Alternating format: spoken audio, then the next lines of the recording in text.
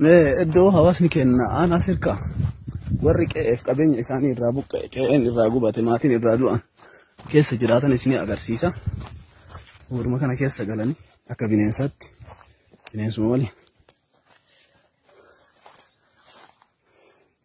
kun olaala hanganaayyuu nama humna qabutu waan haganaa tanaayyuu tolfata ka humna hin qabne akkanumatti urma keessa badhee galaa jira.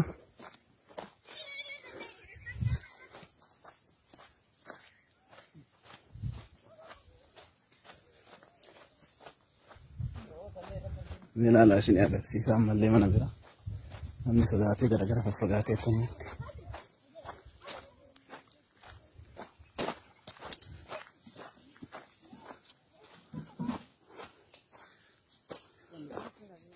kun olaalaame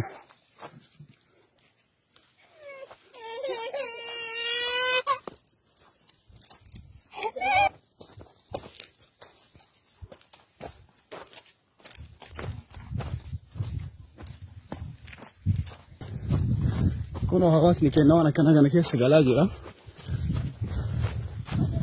Bu'uura silaa bineensa malee namni keessa hin galle kana keessa jiraataa jira. Laalame.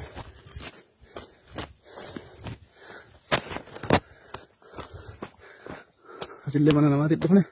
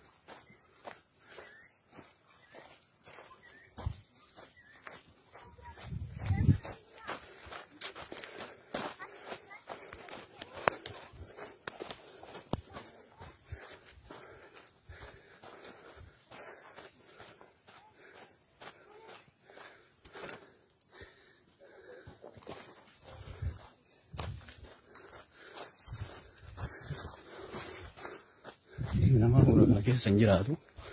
Laala.